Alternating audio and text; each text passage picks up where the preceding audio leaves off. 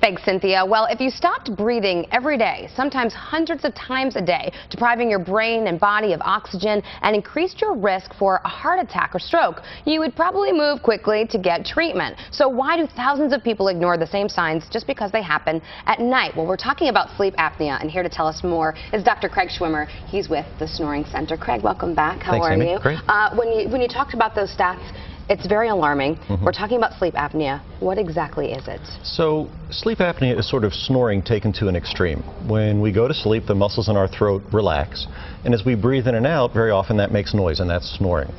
Okay. Well, for people who have sleep apnea, the tissue is relaxed and vibrating to the point where it not only makes noise, but it actually blocks or obstructs the airway repeatedly during the course of the night, so you can't breathe. This is a very big problem, and it sounds bad. So let's talk about exactly what's happening to your body when this is happening. So you go to sleep, the muscles relax, the tissue vibrates, Right. and it blocks your airway. Well, you're not breathing, so the oxygen level in your blood goes down.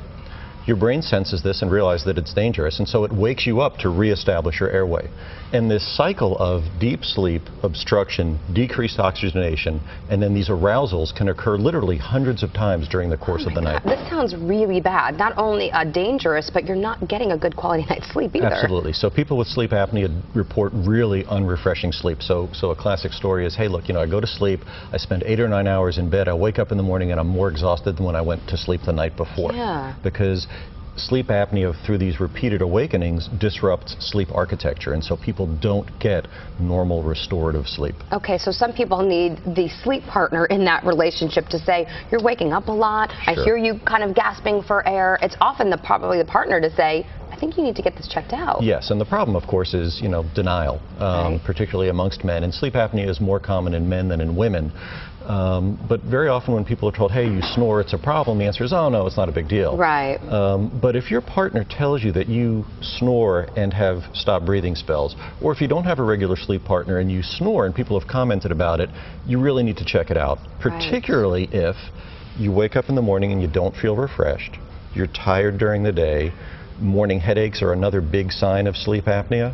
Okay. And sleep apnea is not something that you want to ignore. It dramatically increases one's risk for high blood pressure, stroke, heart attack, even obesity and diabetes. It's a really serious disease, and it really needs to be addressed. Okay, it's a really serious disease and it needs to be addressed, and that's what you can do. You can help those who are suffering. What can be done?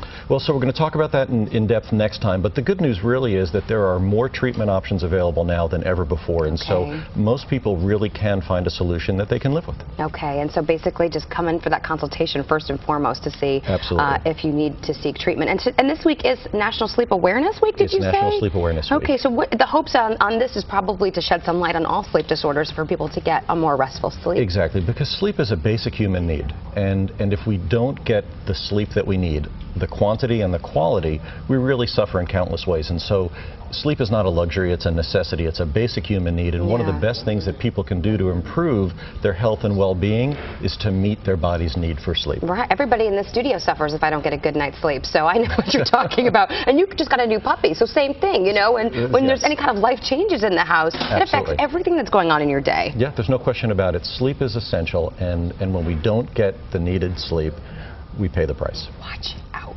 Okay, Craig, thanks so much for being here. We'll join you next week to talk about those solutions for sleep apnea. Thanks so much for being here. If you want to know more about Dr. Schwimmer, just log on to this website. It's snoringcenter.com. We're going to send it over to you, Paige.